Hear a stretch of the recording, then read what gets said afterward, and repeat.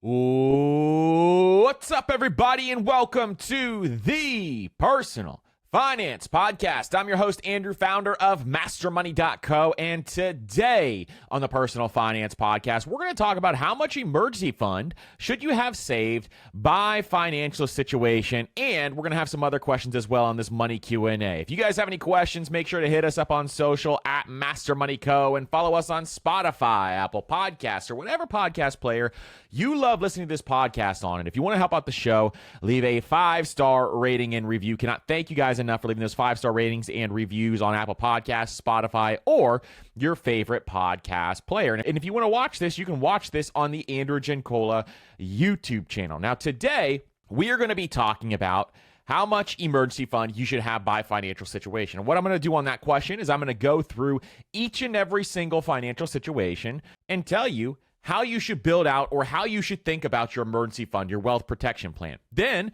we're going to go through, can you open a Roth IRA if your spouse does not work? And I will go through exactly how you actually can do that and the step-by-step process for that. And why would you choose index funds with fees when there are index funds out there with no fees? We'll talk through that question. And there's another question about the order to invest. So this is an action-packed episode. Really excited for some of the information in this episode. So without further ado, let's get into it. All right, so the first question is, how much emergency fund should you have by financial situation? Now, if you don't know what an emergency fund is, it is a fund that you put together in cash to protect your wealth. It's there to protect yourself against life. If your car breaks down, guess what? You have the money there in your emergency fund to take care of it, stress-free. If your house has an issue, you have the money just there, stress-free to take care of it. If you lose your job, you have the money just there to take care of your living expenses until you find another job. If your job offers you a better job across the country, you have the money just there to be able to afford the move. Your emergency fund is there to protect you against life, and it is a very powerful step in the stairway to wealth that you need to accomplish in order to have the money just there. There's power in having the money there, and your emergency fund does exactly that. It reduces your stress. It reduces your anxiety. It allows you to have protection over your wealth so nothing can interrupt your investment plan, because the last thing we want to do is interrupt our investment plan unnecessarily, because that means we are interrupting compound interest unnecessarily. So it's really important to make sure that you have that emergency fund in place. So a lot of gurus out there will tell you, hey, well, you need 3 to 6 months of emergency fund. Well, we have a little bit more of a detailed plan for you when we talk about this in the Stairway to Wealth and here on the Personal Finance Podcast. And if you don't know what the Stairway to Wealth is, it is our step-by-step guide on what to do with your money. If you want to check that out, you can go to mastermoney.co/resources. The Stairway to Wealth is the pillar of a lot of things that we talk about here on this podcast. And so the size of your emergency fund is really going to depend on your financial situation, where you are in life, and it's also going to depend on the type of job that you have. Because what I want you to think about here is if you're in an industry where it is very difficult to find another job. Now, a lot of people think that their industry, it's going to be easy to find another job because they underestimate how long it's actually going to take them to find that job. Instead, what you want to do is overestimate how long it's going to take you to find a new job. But if you are in an industry that you know you can find a job really, really quickly. So for example, if you are someone who works in software development or coding, those jobs are usually high demand. But if you're someone who works for a nonprofit and it's a very specific niche that you are working in, those jobs are in less demand currently. So there's a lot of things that I want you to think about when it comes to your job description. Now, when it comes to that, if you have a job where you can find a job really quickly, you can maybe get away with 3 months. I almost never tell anybody to have 3 months of an emergency fund. I just think it's too risky. Cash is security. Having that cash available to you is going to be really, really important. But if you have a job where it's going to take you much longer than 6 months of living expenses is what you want to have in your emergency fund, if not more. I like to have way more than that. A lot of other people do too, because cash is security. I like to approach closer to 6-12 months, depending on what the situation is, and have that available. Now, where do you put this emergency fund? Where's the best place for it? A high yield savings account is the number one place I always recommend to have your emergency fund. Do not ever invest your emergency fund. The reason for that is if there's a recession or there is a stock market decline, your emergency fund can get cut in half when you need it most. Say, for example, you were in the 2007, 2008, the Great Recession.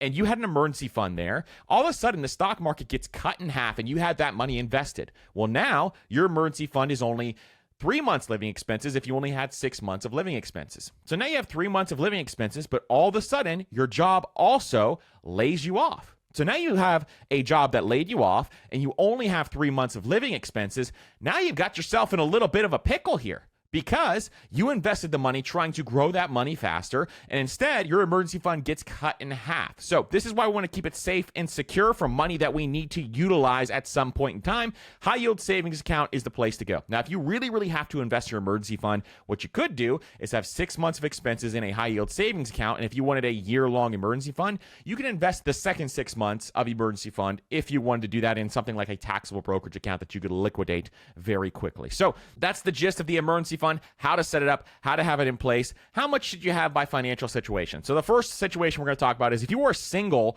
with no dependents, meaning if you are single and you have nobody else who depends on you, maybe you live with some roommates in your apartment, maybe you have your own place, and it's just you.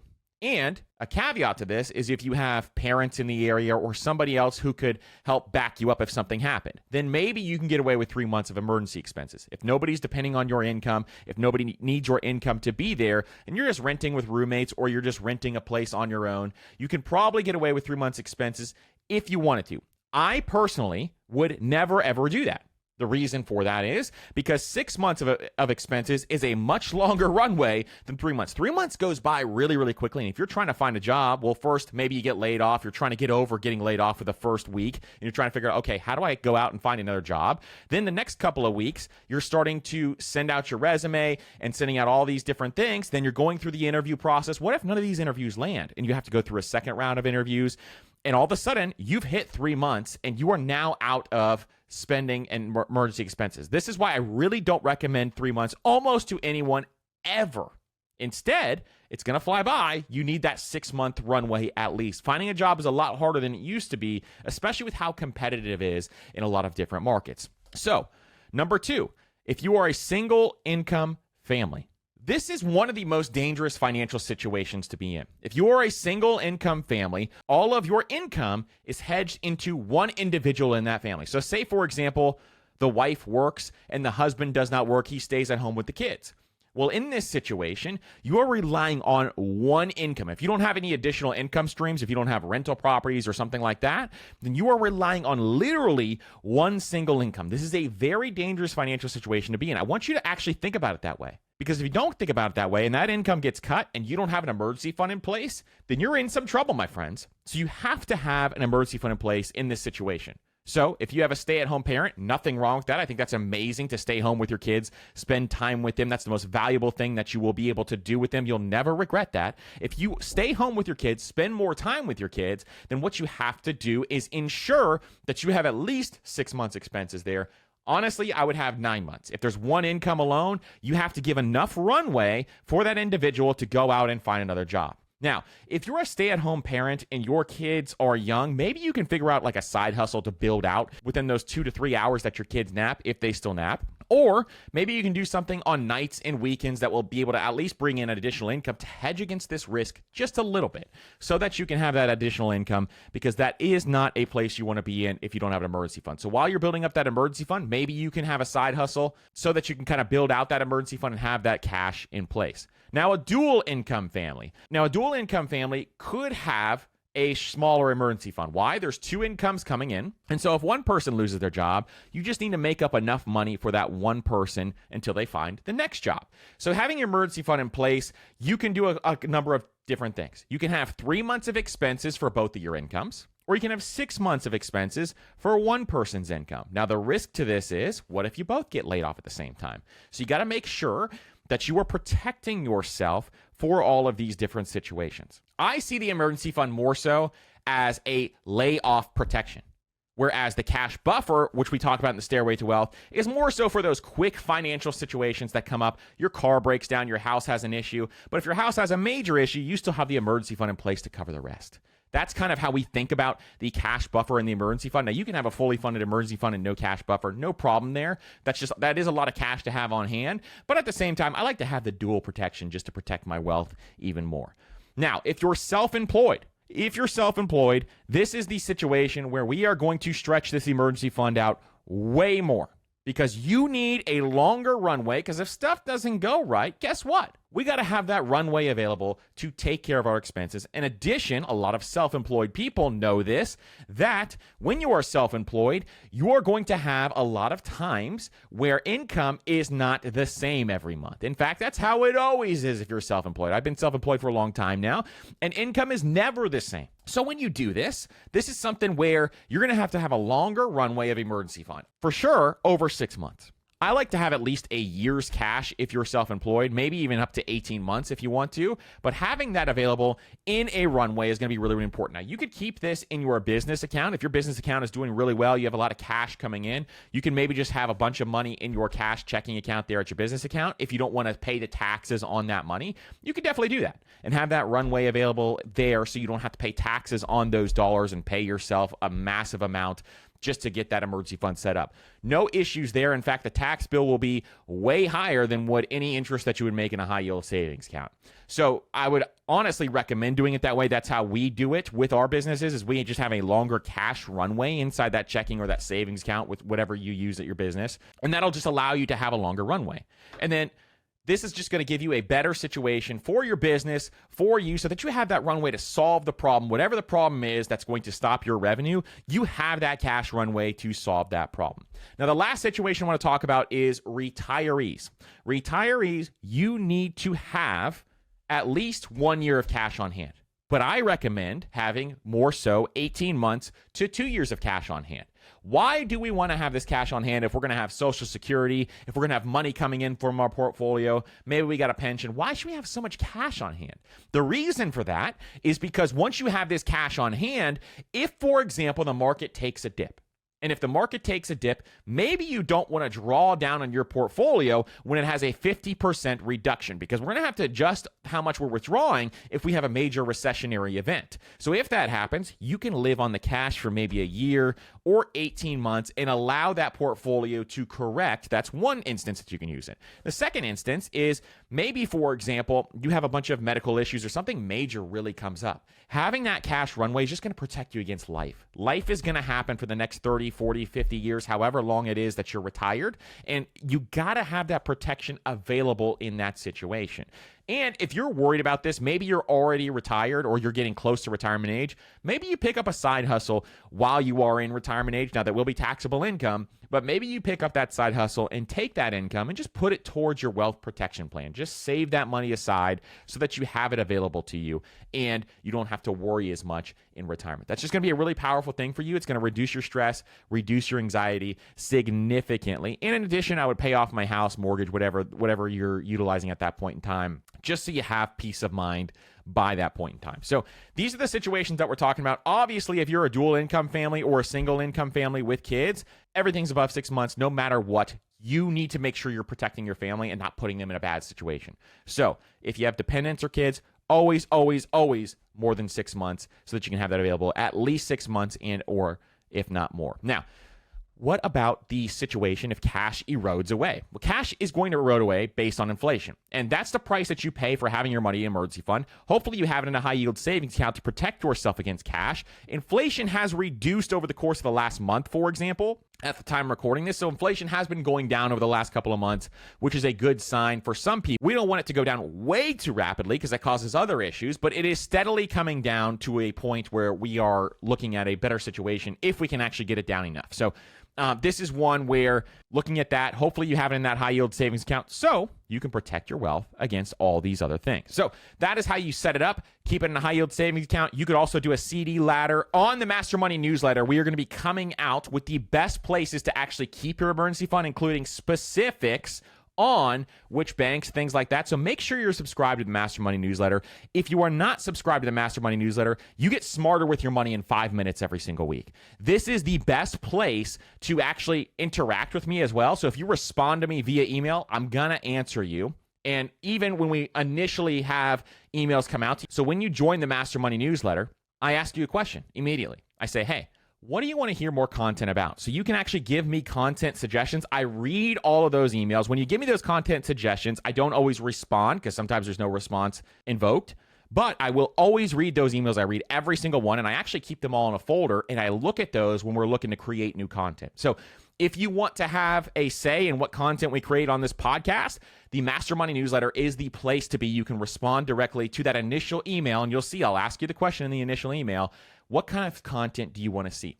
And in that newsletter, we're trying to make it funny and entertaining and a lot of other things. And we also have a book club in the Master Money newsletter. So when you are in that Master Money newsletter, there is a book club inside where it's called the High Performance Book Club. And I show you what book I'm reading every single week. And so we try to read a book a week. So if you're looking for the best book recommendations, which that's one of the biggest questions I get, Master Money newsletter is a place to go. And you can see exactly what I'm reading and read along every single week. So we're going to be talking about the best places for your emergency fund. Make sure you check out the Master Money newsletter as we go through this. Now, let's jump into the next one. The second question is, can you open a Roth IRA if your spouse does not work? Now, I love this question because a lot of people don't know about this specific Roth IRA, and I love talking about this because it creates a ton more wealth for families if they actually learn how to use this the correct way. So there is something out there called a spousal Roth IRA, and if you prefer the IRA, maybe you're a high earner and you want to get those tax deductions up front, then you can use a spousal IRA. But the spousal Roth IRA is actually a Roth IRA where a working spouse can contribute to a non-working spouse's Roth IRA. So there are a bunch of key things to consider when it comes to this, but this can be a great way to double up your contributions to a Roth IRA. Why do I love the Roth IRA? Most people know this, but it's because you contribute money that has already been taxed, money that's just in your paycheck. So you get your paycheck, money's already been taxed on that. That money has already been taxed. So you take that money and you just stick it in a Roth IRA, and then you invest those dollars. And when you invest those dollars inside of the Roth IRA, remember, the Roth IRA is the account. You still have to invest the money once your money goes into the Roth IRA. Most people miss that mistake when they are new investors. So once you have that Roth IRA and you put the money into the Roth IRA, then you invest it in something like an index fund, an ETF, a stock, whatever you want to invest in. Then over time, that money is going to grow. The growth of your money is completely tax-free. Now, this is incredibly powerful because the tax-free growth there is going to be the majority if you have a long time horizon that you're investing. So if you're investing for 30 plus years, you could have close to $1 million in tax-free money if you max out that Roth IRA every year. This is why it's so powerful to have a Roth IRA. You're going to see how powerful it is in a second because I'm going to do a little math for you. We're going to have a little fun with the math problems here. And so when we go into that Roth IRA, that's how we do that. Then you pull the money out tax-free. You don't have to pay taxes on that money. Whereas as your 401k, when you pull that out in retirement, the IRS is going to say, hey, this money is income. It needs to get taxed. I need to tax you on this money. So you're going to have to worry about taxes in something like a 401k. Whereas if you're in a Roth IRA, you don't have to worry about that, which is absolutely beautiful. It doesn't reduce your Social Security benefits. A lot of cool things there that on the back end a lot of people don't talk about. So here's the first thing, the contribution limits. Here's the rules. The contribution limit for the Roth IRA is $6,500 if you are below the age of 50. So if you're above the age of 50, you can put $7,500 into the Roth IRA. Beautiful thing that you can do there if you're above the age of 50. Now, income limits. The Roth IRA has these things called income limits, meaning that when you contribute to your Roth IRA, you cannot make a certain amount of income. If you make above a certain amount of income, you cannot contribute to Roth IRA. But wait. We can do a backdoor Roth IRA. So the way a backdoor Roth IRA works is you open a IRA and then you transfer that money to the Roth IRA. That's how high earners can get their money into a Roth IRA. We have an entire episode about the backdoor Roth IRA. If you want to check that out, we will link it up in the show notes below. But the income limits at the time of recording this are $218,000 if you are married filing jointly at the time of recording this. So a backdoor Roth IRA would be your best bet. You could still get your money in there. Just do it backdoor at this point in time. Now, for the spousal IRA election, here's how this works. So you can contribute to a spousal IRA on behalf of a spouse who does not have earned income. To do so, you must have enough earned income to cover both contributions. So say, for example, you're under the age of 50 and you want to max out both Roth IRAs, you just have to make more than $13,000 per year. Most people listening to this podcast make more than $13,000 a year who are in the working class, out of college, all that kind of stuff. So if you are that person, you can do that, and if you make $13,000 or more, and if you're over the age of 50, then it's $15,000. So you just got to make that amount or more in order to contribute to it.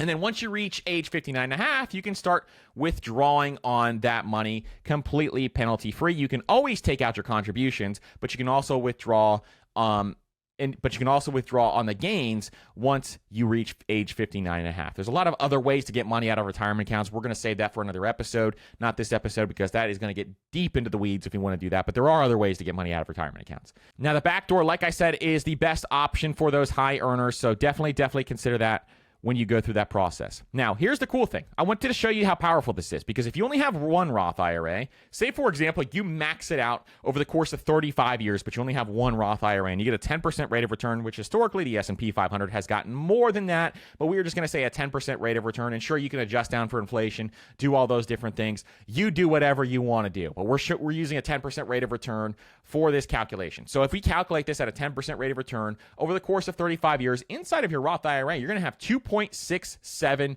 million. So this is something where, wow, that's really powerful for somebody to be able to do. And a lot of that money is going to be tax-free. In fact, the majority of that is going to be tax-free. But let's say you opened two Roth IRAs. So say you have one for you and one for your spouse. Well, if you did that, if you opened a second Roth IRA for your spouse, all of a sudden, your retirement went from $2.67 million to $5.34 million. This is the power of having two Roth IRAs and contributing an additional $6,500 per year if you got that 10% rate of return. That is why it is so incredibly amazing to max out as much money as you possibly can into these Roth IRAs. Now, to contribute to a spousal Roth IRA, one caveat is that you have to file your taxes married filing jointly. And if you don't do that, you could switch it up for the next year so that you can contribute to a spousal Roth IRA. But that is what you have to do. You can talk to your tax professional if you want to be interested in your personal situation. So that is one key. Now, another question a lot of people have is, does the money in my spousal IRA belong to me or my partner? So once the money has been contributed to a spousal IRA, it belongs to the owner whose name is on the account. So say, for example, something terrible happens, you have a separation or a divorce. If you, in that situation that happens, then the spousal IRA goes to the non-working spouse. It does not go to the working spouse. It goes to the non-working spouse because the spousal IRA is in their names. So here's the key takeaways. Is the spousal IRA is a type of savings account that allows the spouse to contribute to an individual retirement account or an IRA in the name of a non-working spouse. Usually, to contribute to a Roth IRA, the spouse has to have earned income, but with a spousal IRA, you do not have to have earned income, and the working spouse can contribute to both Roth IRAs or IRAs, depending on which one you open. And other than how they are funded, the spousal IRAs literally have the same exact rules as the Roth IRA. So that is the gist of it. Hope you guys do this if you have situations where you only have one specific income in the family. And if you do this, let me know. I'd love to hear how you're building wealth for you and your family. I think it's a really exciting thing to do, and I'm really excited for a lot of you guys to learn about that. The next question. So I was wondering why some index funds have fees at all. What is the benefit of putting money into an index fund with fees when there are tons of index funds that have no fees? So this is a great question, and it is one that I could do an entire episode on, but we'll do a quick breakdown here. Maybe we'll do a full episode later. If you like what I'm talking about here, let me know on Instagram at MasterMoneyCo or Twitter or TikTok, and we will do a full episode. But I'm going to give you an example because the most popular zero-fee funds are the Fidelity funds. And so they were the first ones to do this, and so we'll kind of talk about these zero-fee funds and the differential between them. So there's a lot of different reasons on why you potentially would want to go with a zero-fee fund instead, or why you want to go with a fee fund instead of a zero-fee fund. And right now, because zero-fee funds are new, some of those reasons are track record. So track record comes into play. For me, Vanguard historically has had the longest track record for a lot of different index funds. That's why I like Vanguard funds so much, because they have that really long track record. And so I can see historically what these bad boys have been doing over the course of a long period of time. Also, they have larger fund sizes. And obviously with these larger quantities of fund sizes, a lot of times it just brings in a little extra comfort, it de-risks the portfolio a little bit and allows you to have a couple of extra things. This also gives you additional access and customer service, and it tracks a specific index. So if an investor wanted to track a specific index, and we'll talk about what I mean by that here in a second, then there may be no zero fee option available. So what do I mean by specific indexes? Well, if you look at Fidelity's zero-fee funds, for example, the catch is that Fidelity has what they call proprietary index funds. And so what this is say, for example, you want to buy an S&P 500 index fund. Well, the Fidelity Zero Fund is not actually tracking the S&P. It's tracking its own proprietary index fund. This is one of the reasons why they can offer 0% fees, because they have to pay a fee if they want to track the S&P 500 to get that name onto their fund. The S&P 500 is an index. So if they want to get that name onto their fund, then they have to actually pay a fee to do so. That's part of the percentage of fees that you would pay on something like a Vanguard S&P 500 index fund. Also, if you want to reduce the fees, for example, then you can look at something like the ETF. A lot of times the Vanguard index funds might have a little bit of higher fees than the ETFs do. In fact, last time I looked, the S&P 500 index fund had a 0.04% fee if you're looking at something like the Admiral shares, but the ETF had a 0.03% expense ratio, and in some situations, depending on what you're looking at, 0.02% expense ratio on the Vanguard side. So Fidelity does have these zero fee funds. It's just you don't have as long of a track record because these Fidelity funds have not been around for longer than 10 years. So your track record is much smaller when it comes to some of these Fidelity funds. So over the long term, this could be a great option, and you may see, hey, the fee differential is massive, and you may say, hey, the fee differential is something to really, really worry about. But in reality, it's 0.04% for a longer track record that actually tracks the S&P 500 and is spot on. Now, this is nothing to say these zero fee funds that have these proprietary indexes are wrong, because I still own some of them. I own the FZROX, for example, at Fidelity, which is their total stock market zero fee fund. And so that one is one that I have owned since they've started it. And so it's not something that I would avoid completely. But for me, I like Vanguard funds the most. And the reason why I like Vanguard funds the most is because they have that long track record. And they have a lot more investors who have been in those funds for a long period of time. It just reduces the risk a little bit for me. And there's a lot of simulations and models that have been run with Vanguard funds that have not been run as much for things like Fidelity funds. So that is the reason for that. If Index Fund Pro members, we're actually going to make a video on this. If you're in Index Fund Pro, we'll talk a little bit more about this. So if you want to check out Index Fund Pro, you definitely can. Index Fund Pro is our Investing for Beginners course. It teaches you how to invest in index funds and ETFs. Talk about some of the stuff we talked about just now. If it sounds like Spanish to you and you have no idea what I'm talking about, that is exactly what we talk about here. So that is another piece of this as we put this all together. So those are some of the reasons. It's just track record. It is the fact that they actually track the real index, which is the real reason for me. And it's the fact that Vanguard is a really, really great brokerage house for me. So it's the fact that if you trust the brokerage house, and I trust Vanguard, I trust Fidelity as well. Currently, you know who I don't trust? Robinhood. But anyways, that's one where it all comes together. So that's exactly why. Let's jump to the next question. All right, last question. I actually get this question a lot, and really this comes back to the Stairway to Wealth, which we'll talk about here. So they said, so I've literally watched all the podcasts, and I still can't figure out what to do. Should I start my 401k, Roth IRA, or just invest through Vanguard and Fidelity straight up in a taxable brokerage account into the S&P or both or all three? Thank you so much. So we have a program that's completely free called the Stairway to Wealth. And you can download it at mastermoney.co/resources, the Stairway to Wealth. And the reason why it's called the Stairway to Wealth, it is literally step by step exactly what to do with your money. In the Stairway to Wealth, we start off how to handle your finances, all these different things. Then we go into the investing portion once you're ready for that. Once you get the front end done, then we go into the investing portion. So there's phases to this thing. There's levels to this bad boy. And so what we're doing here with the Stairway to Wealth is literally giving you a step-by-step guide. Because what I found out early on is that people want that step-by-step guide. Now, the Stairway to Wealth pulls from so many different sources that I learned from very early on. Sources like Ramit Sethi, who has the Wealth Ladder of Creation. There's sources like the Money Guy Show, who has some great stuff on their financial order of operations. The Stairway to Wealth, it pulls from so many different places. There's Dave Ramsey in his baby steps. So there's a lot of different places that I actually pulled this from to actually compile this all together. And as time goes on, I try to make it better and better. We're actually coming out with a 3.0 version and potentially doing some other cool stuff with the Stairway to Wealth, which I'm excited. I can't really talk about yet, but I'm excited to talk about later. And so once we have this all put together, we are going to continually make this better. That's my promise to you, is that we will continually make the Stairway to Wealth better.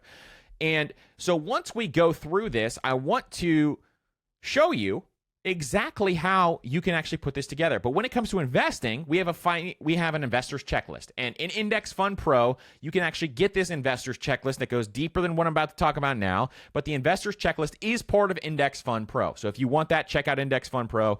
But inside of this, here's the order, because you're looking at three different things here.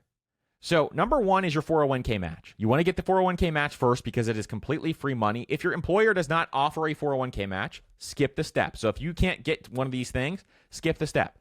Number two is the Roth IRA. So you mentioned the Roth IRA. I would go Roth IRA next, especially if your adjusted gross income, or AGI, is below that like 32% range, roughly there. If it's above 32%, you need to talk to a CPA to figure out exactly what you should do based on your financial situation, what your standard deduction is. A lot of different things factor into that. But if it's below that 32% AGI, which most of you most likely are, then I would definitely look at the Roth IRA first, or the Roth 401k, which is my favorite account. $22,500 per year into a Roth IRA. Woo-wee, that really gets me excited over here. And then last, we have the 401k, or if you are into rental properties your thing, you can do it at that 401k level. You can get those rental properties at that 401k level. Just max out that Roth first, and then go into rentals. That's what I did early on, and then decided I want to do both once I started to increase my income. And then lastly, once you do all those, then you can go taxable brokerage or rentals. If you'd prefer to do the 401k first, then you can go taxable brokerage after that, or other wealth accelerators if you want to also. So a lot of options here as we go in tandem with a lot of these pieces here. But that's the order for this situation that I would consider do some more research on. Obviously, it's not specific financial advice. I'm just talking about what I would do in that situation. So you can do more research on that, see if that's the best option for you. Talk to your CPA, talk to your other folks who are on your financial team. Now, listen, I hope you guys learned a ton in this episode. Really excited for you guys to hear this one. If you guys have any questions, make sure to hit me up on Instagram, TikTok, Twitter at Master Money Co. Make sure you sign up for the newsletter, also the Master Money newsletter. We want to grow that newsletter and give you as much value as possible in that newsletter. So there's some cool things we may do in there, freebies, all kinds of stuff, maybe a group coaching call for people who are actually subscribed to the newsletter. So really excited for that. And if you guys get value out of the show, share it with your family, share it with your friends. That is the most valuable thing that you can do for them, is teach them and give them a financial education. Listen, thank you guys so much for investing in yourself, because that's what you're doing when you listen to this podcast, is you are investing in yourself. I truly appreciate each and every single one of you listening, and I will see you on the next episode.